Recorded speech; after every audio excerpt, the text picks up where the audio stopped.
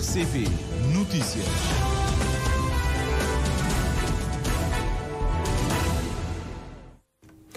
Treze horas em Cabo Verde, seja bem-vindo a este jornal.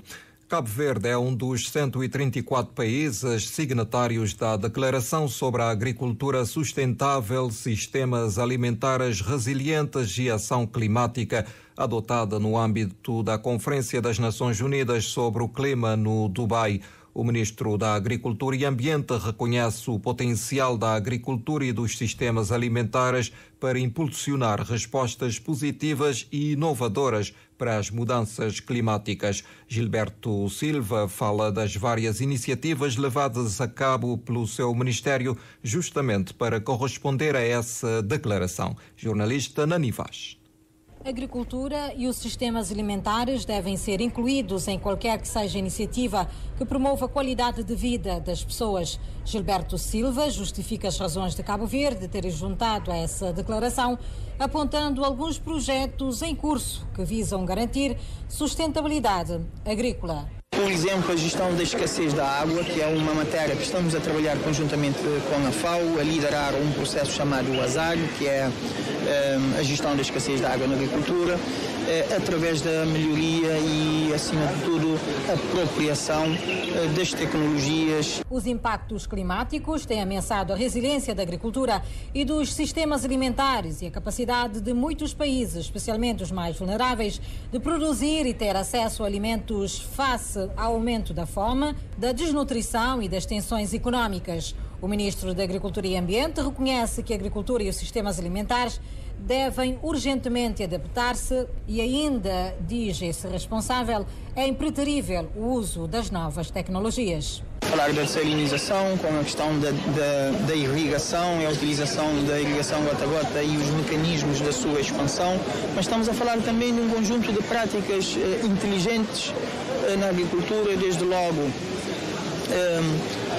Estou a falar, por exemplo, do uso de estufas, estamos a falar de espécies adaptadas, portanto, espécies e variedades adaptadas ao nosso clima e com maior rendimento, melhoria das práticas, portanto, a ligeira mecanização daquilo que são portanto, é a prática da agricultura em Cabo Verde e também a utilização de drones para muitos trabalhos agrícolas. Durante esse evento, transformando os sistemas alimentares face às mudanças climáticas, em que 134 países se posicionaram favoráveis à implementação nas suas agendas, a questão da agricultura sustentável, sistemas alimentares resilientes e ação climática, Bill Gates anunciou uma parceria junto dos Emirados Árabes. 200 milhões de dólares vão ser investidos em inovações para os sistemas alimentares e mais verbas vão ser alocadas através da Aim for Climate, missão de inovação agrícola para o clima, iniciativa dos governos dos Estados Unidos e Emirados Árabes Unidos para financiar soluções estáveis para o setor. E ontem, ao intervir na Cimeira do Clima COP28 em Dubai, o chefe do governo cabo-verdiano defendeu um maior comprometimento de todos os países na redução da emissão de gases com efeito da estufa. Ulisses Correia e Silva reafirmou a necessidade urgente de se adotar o Índice de Vulnerabilidade Multidimensional nos critérios de financiamento climático para os pequenos estados insulares em desenvolvimento. É possível que o planeta seja protegido do aumento de 1,5 graus centígrados até ao final deste século. O que tem que ser feito tem muita força.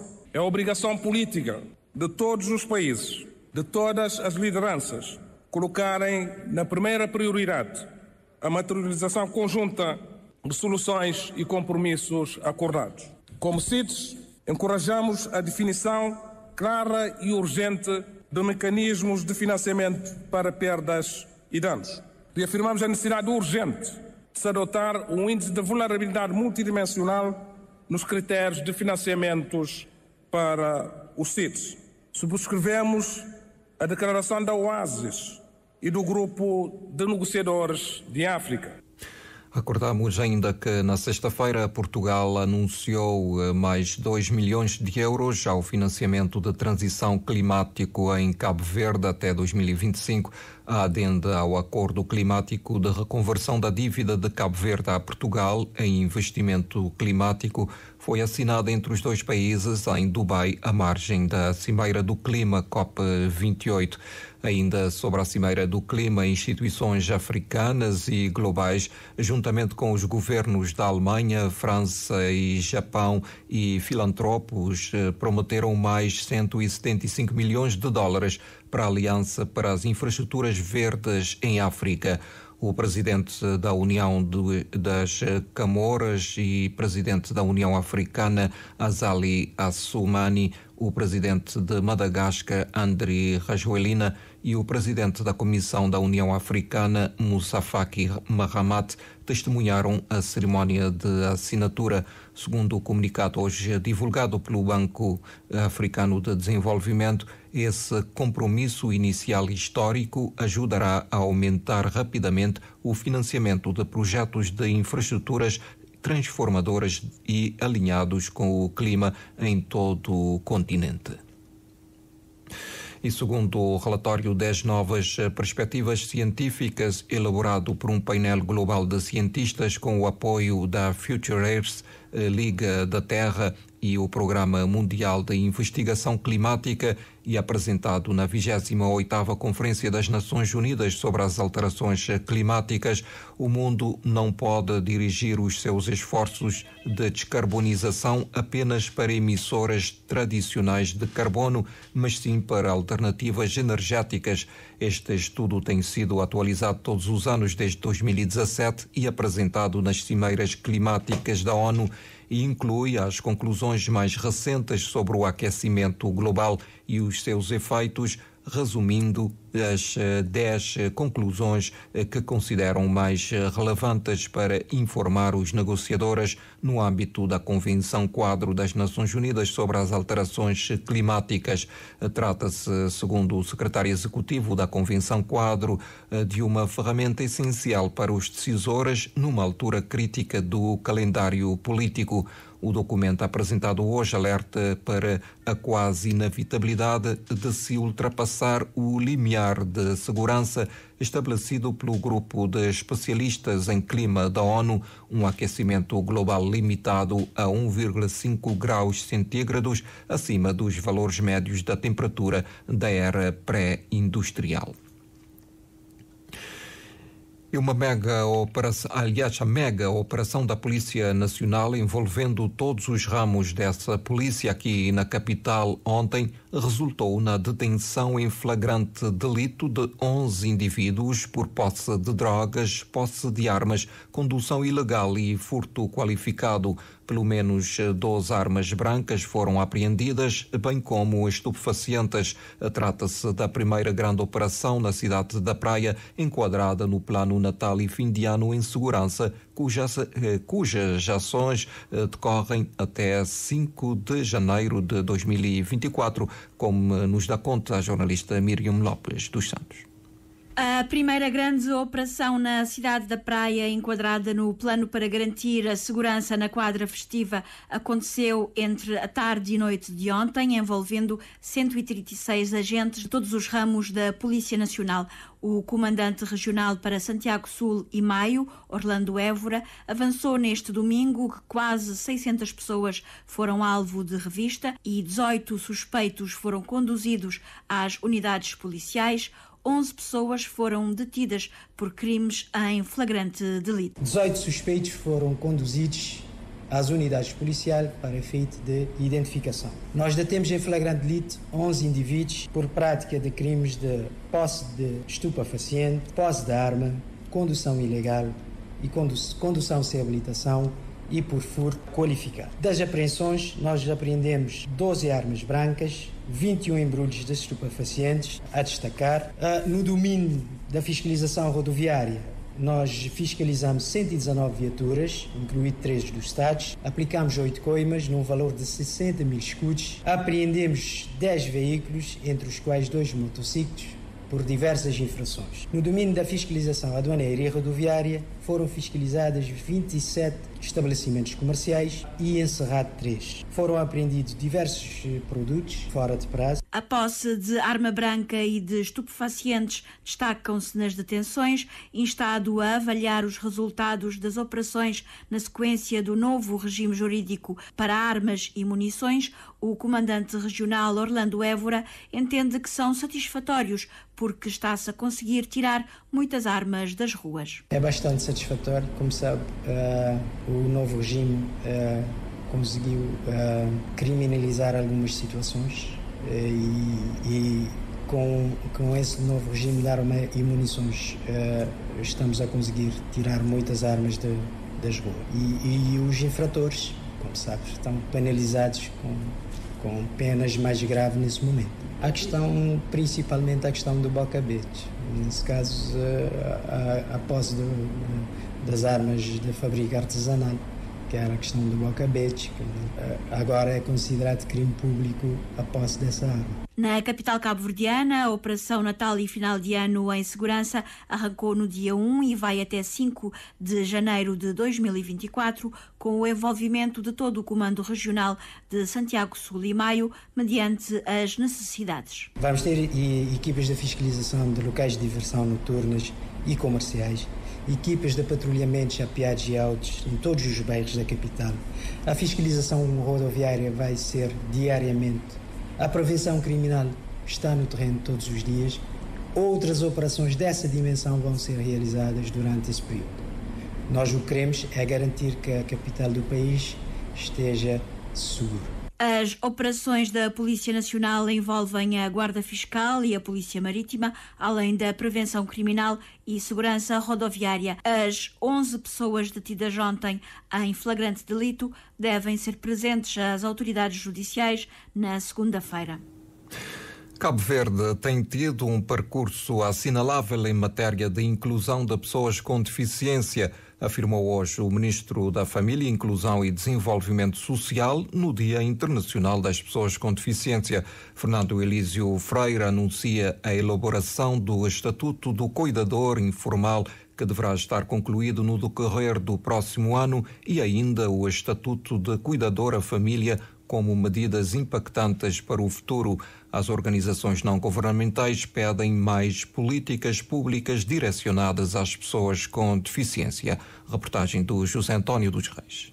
Neste dia, as organizações não governamentais que atuam na área da deficiência clamam por melhores políticas públicas direcionadas às pessoas com deficiência. São os casos da presidente da Carinhar, Teresa Mascarenhas, e da presidente da Colmeia, Isabel Muniz. A Verde e Jaribe criam um serviço de intervenção precoce em termos de professor de apoio dentro de sala de aula para estimular crianças com deficiência, para ser estimulado para aprender, para criar políticas públicas a nível de despiste vocacional para mostrar pessoas com deficiência seres aptidão, mas também a nível de formação profissional. No nosso país ainda não tem um grande problema a nível de proteção social na INPS, que a maior parte de terapia ainda é que é coberto para a INPS. E também outra questão que é importante é criar emprego protegido para pessoas com deficiência. Tem profissionais e tem transporte para recolher crianças de casa para trazer para nosso espaço e recursos para apoio que coisas funcionem. Margarida Rocha, coordenadora do projeto Casa Primavera da Câmara Municipal da Praia, defende a necessidade de mais estruturas de cuidados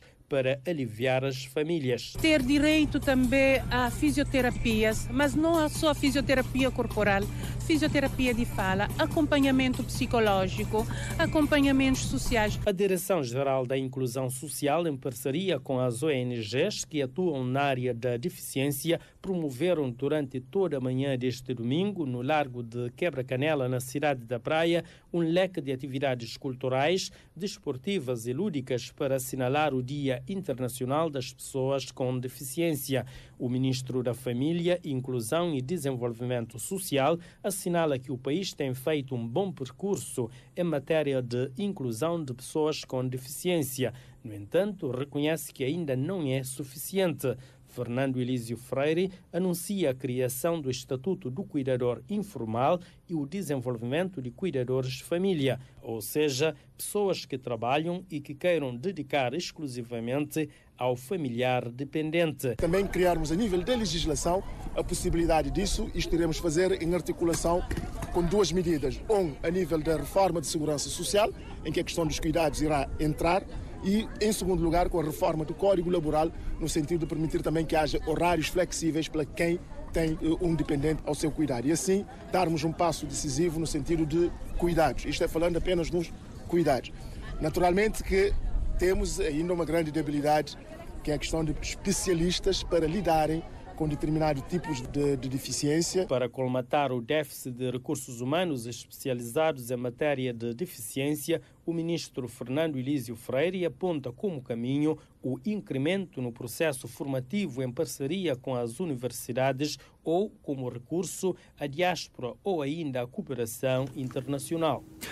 Hoje é também Dia Nacional da Morna. Em mensagem alusiva à data, o Ministro da Cultura e Indústrias Criativas assinala ganhos na preservação do património imaterial de Cabo Verde, designadamente da Morna. Consagramos a Morna como património imaterial da humanidade. A Morna é parte da alma da humanidade. E neste processo, apesar do Covid, que impediu-nos acelerar esse processo da sua internacionalização, conseguimos reabilitar e criar um novo Museu Casa Eugênio Tavares na Ilha da Brava. Conseguimos criar a Casa da Morna em São Nicolau. Estamos com vários projetos de aproveitamento deste legado imaterial deixado pela Cesária Évora, pelo Bana, pelo Ilho do Lobo, por toda uma nova geração de artistas que, a partir da Morna e a partir da nossa cultura tradicional, tem levado o Cabo Verde muito mais além. Para assinalar este Dia Nacional da Morna, a Direção-Geral das Artes e das Indústrias Criativas realiza serenata musical nos aeroportos e portos do país, bem como em algumas ruas nos municípios. Mas as atividades prolongam-se na semana que se avizinha, como lembra o Ministro Abrão Vicente.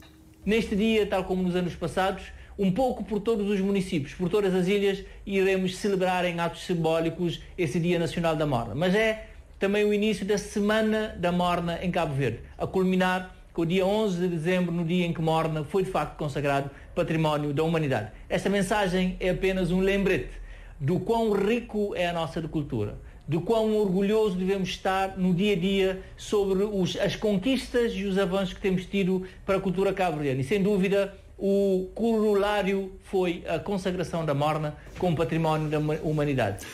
O Dia Nacional da Morna tem como patrono o poeta e compositor Beleza Francisco Xavier da Cruz, de seu nome próprio, que nasceu a 3 de dezembro de 1905 em Mindelo.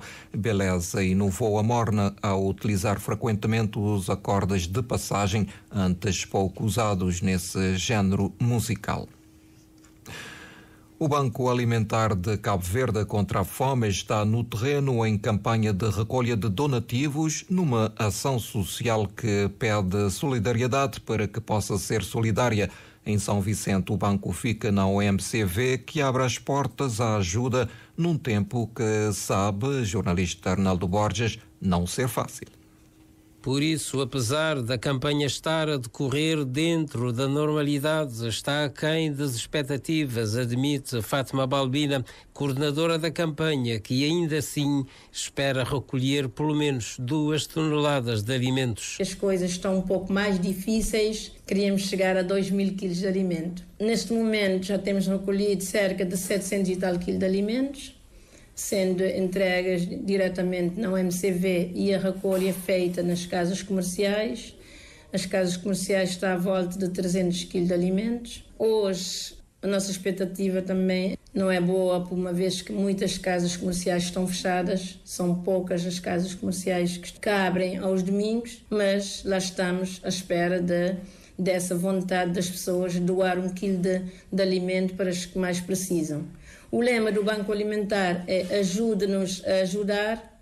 Só conseguimos ajudar os outros se outros nos ajudarem. Quem queira ajudar e por algum motivo não pode contribuir à porta dos mini-mercados, tem onde fazê-lo. Que dirige-se ao Banco Alimentar contra a Fome, que fica situado na OMCV, na Praça Dr. Regala, e faça a sua entrega de alimentos não perecíveis para podermos responder às demandas que nós temos com as pessoas que já estão inscritas no Banco Alimentar contra a Fome de Cabo Verde. Se pudesse fazer isso neste mês então de dezembro, que nós sentimos que as pessoas estão relativamente mais sensíveis e que estão a passar também por muitas dificuldades, se pudéssemos chegar nessas famílias com uma cesta um pouquinho mais recheada, seria todo o nosso prazer, porque nós aqui estamos a fazer um trabalho de ajudar e de entregar aquilo que os outros nos entregam. Fátima Balbina queixa-se da falta de trabalho voluntário. O envolvimento das pessoas não tem sido desejado, o que diminui um pouco a possibilidade de êxito da campanha.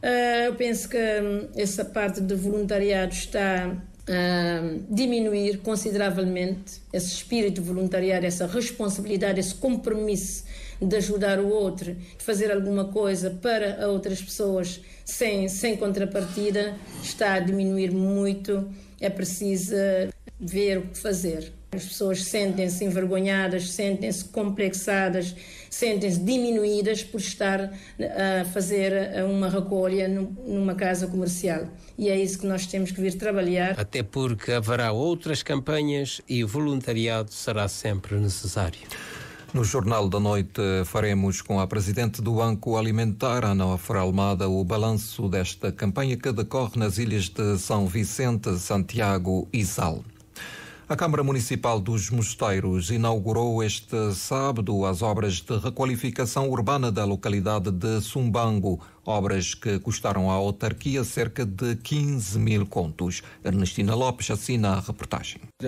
É uma peça que vamos poder ouvir daqui a pouco neste jornal, que dá conta então desta inauguração das obras da Câmara Municipal dos Mosteiros, obras inauguradas ontem sábado, obras de requalificação urbana da localidade de Sumbango, obras que estão orçadas em cerca de 15 mil contos, como nos dá conta a jornalista Ernestina Lopes, que assina a reportagem, uma notícia que podemos ouvir um pouco mais à frente neste jornal. Na atualidade internacional, o Monte Marapi, na província de Sumatra Ocidental, na Indonésia, entrou hoje em erupção, lançando plumas de fumo e cinza a mais de 3 mil metros de altitude e soprando nuvens de cinzas quentes por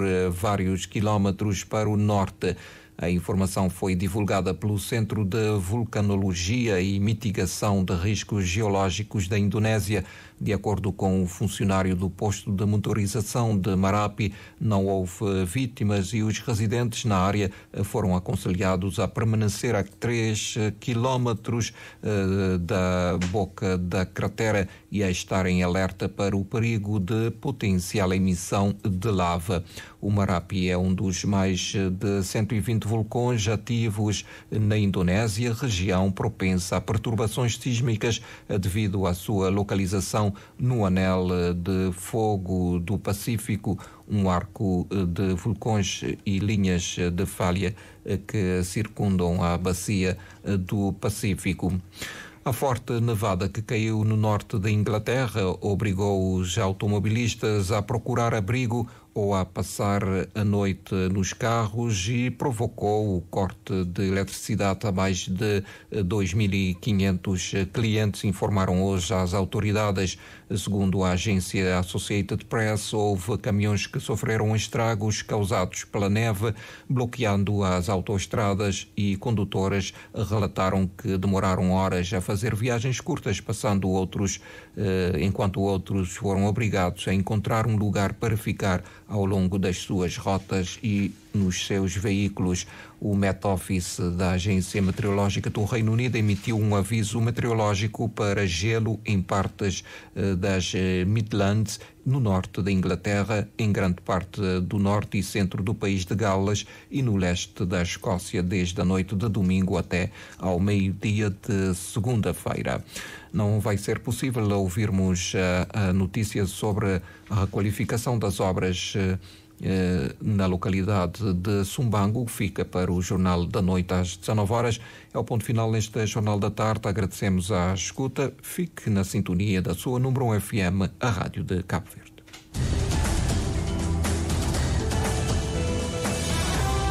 Mais informações em www.rtc.cv